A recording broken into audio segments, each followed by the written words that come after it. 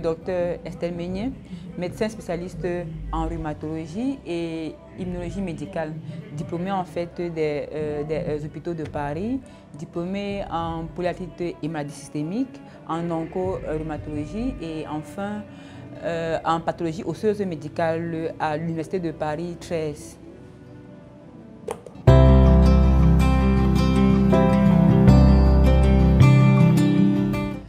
Ok, les vertus de l'aloe vera. Communément, on aime bien dire que c'est la plante aux 1000 vertus. Ça, je suis un peu d'accord parce que c'est en fait une plante avec un grand pouvoir antioxydant.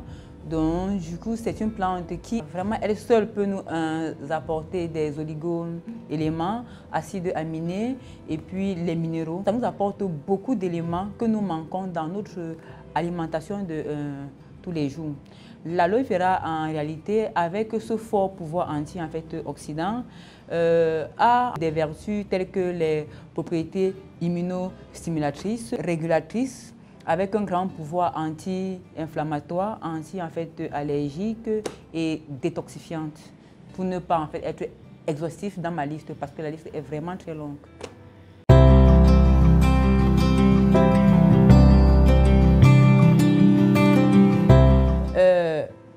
Honnêtement, je vous dirais, oui, un médecin aurait tout intérêt à vraiment recommander la consommation d'aloe vera gel. Déjà, la majorité, pour ne pas dire plus de 80% des maladies chroniques sont en fait la conséquence des carences ou bien des manques accumulés sur le cumul de plusieurs années. Donc, il y a plein de pathologies que nous avons à partir d'un certain âge qui ont commencé juste par un accumulat de déchets dans le corps. Donc, face à certains problèmes qui sont plutôt métaboliques liés à certains manques, le médecin aurait intérêt à vraiment recommander l'aloe vera gel de par ces principes que moi j'ai cités plus haut. Je vous prends par exemple un des exemples. Par exemple, quelqu'un qui a sa constipation, qui est chronique, qui est en fait ancienne et puis n'a pas eu de cause vraiment médicale. Si vous consommez de l'aloe vera gel, par son pouvoir antioxydant, il va vous aider à éliminer, réguler le transit tout en apportant les fibres, ce que nous n'avons pas tous les jours. Un sujet qui a des troubles de sommeil, l'insomnie, qui est purement lié à un trouble de fonctionnement cérébral, la consommation sur un certain temps lui apporterait des oligo-éléments importants pour le cerveau et qui permettrait un retour au bon fonctionnement du cycle du sommeil. Quelqu'un qui a par exemple une fatigue non expliquée ou bien des somnolences diurnes, je ne sais pas si vous connaissez, il y a en fait des personnes qui se plaignent, je vais bien le matin, mais vers 15 heures je somnole. Le plus souvent, c'est l'accumulat de déchets.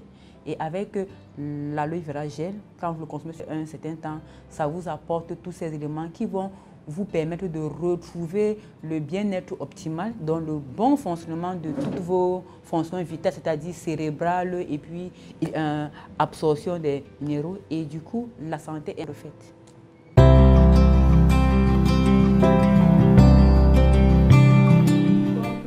expliqué plus haut, notamment avec quelques exemples, je pense que je suis passée un peu sur quelques états.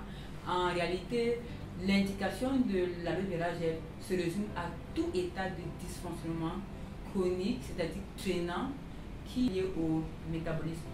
C'est-à-dire quoi? Toutes en fait les maladies chroniques qui ont pris le temps de s'installer pendant plusieurs années, l'aloe vera gel trouverait son indication. Par exemple, dans l'hypertension, le diabète essentiellement, qui est en fait un dysfonctionnement du foie, l'aloe vera gel améliorer l'assimilation et puis la normalisation de l'insuline. Du coup, c'est un apport supplémentaire. Mais je tiens vraiment à faire une précision. Ce n'est pas le traitement d'une maladie, c'est un apport parce que l'aloe vera gel nous apporte ce qu'on ne pourrait pas retrouver ni dans les médicaments, ni dans l'alimentation. Du coup, c'est un apport vraiment très important et vraiment idéal dans un certain cas de maladie chronique. Par exemple, toutes les maladies chroniques comme les cancers et tout le reste, le système étant affaibli, il n'y a plus de système immunitaire. Donc, les cellules n'ont même pas la force de vraiment travailler avec les médicaments qu'avec eux, on peut les apporter. L'aloe vera gel nous permettait, dans ces cas, d'apporter les nutriments nécessaires pour booster le système immunitaire, question de vraiment combattre ces maladies-là. C'est pour ça que je vous parle que l'aloe vera est vraiment indiqué dans tous les états chroniques, mais comme apport additif.